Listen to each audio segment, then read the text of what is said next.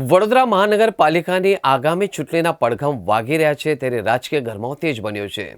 દર્શક મિત્રો, ટિકિટ ફાળવીને લઈને ચાલી રહેલી આંતરિક અસંતોષ વચ્ચે કોંગ્રેસની વિદ્યાર્થી પાંખ એટલે કે એનએસયુઆઈને એક મોટો ફટકો પડ્યો છે.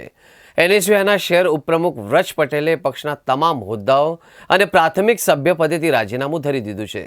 વ્રજ પટેલે પોતાના રાજીનામા પાછળ પક્ષ દ્વારા કરવામાં આવેલી અવગણનાને મુખ્ય કારણ ગણાવ્યું છે. તેમણે આક્ષેપ કર્યો છે કે લાંબા સમયથી પક્ષ માટે સક્રિય હોવા છતાં અને પાયાના સ્તરે કામગીરી કરી હોવા છતાં ચૂંટણીમાં તેમની દાવેદારીને નજરઅંદાજ કરવામાં આવી છે.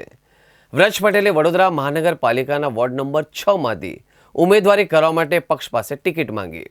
જોકે પક્ષ દ્વારા જાહેર કરવામાં આવેલા નામોમાં તેમનો સમાવેશ ન થતાં તેમણે નારાજગી વ્યક્ત કરી હતી. ચૂંટણીના આરે જ એક યુવા અને સક્રિય નેતાએ રાજીનામું આપતા વડોદરા કોંગ્રેસમાં આંતરિક ખેંચતાણ સપાટી પર આવી છે. વ્રજ પટેલના રાજીનામા બાદ અન્ય યુવા કાર્યકરોમાં પણ અસંતોષ ફેલાય એવી શક્યતાઓ છે, જેની સીધી અસર આગામી મનપાની ચૂંટણીના પરિણામો પર પડી શકે તેમ છે. નમસ્કાર. આજે હું એનએસયુઆઈના સભ્ય પદેથી તેમજ એનએસયુઆઈના ઉપપ્રમુખ પદેથી ગુજરાતના હું રાજીનામું આપી રહ્યો છું. કારણ કે આજે અમારા વોર્ડ નંબર 6માં આટલા વર્ષોથી અમે મહેનત કરી રહ્યા છે. હું એમએસ યુનિવર્સિટીમાં વિદ્યાર્થીઓની વચ્ચે રહ્યો છું. આટલા બધા વિદ્યાર્થીઓ, હજારો વિદ્યાર્થીઓ મને સતત 3 વખત ચૂંટીને લાવ્યા છે. ત્યારે આજે કોંગ્રેસ પક્ષ દ્વારા અમારી અવગણના થઈ રહી છે, યુવાનોની અવગણના થઈ રહી છે.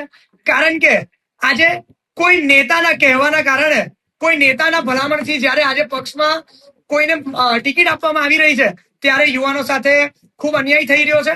અને હું મારી સાથે મારા જેટલા પણ સાથી મિત્રો છે એ બધા પણ એનએસયુઆઈ માંથી રાજીનામું આપી રહ્યા છે.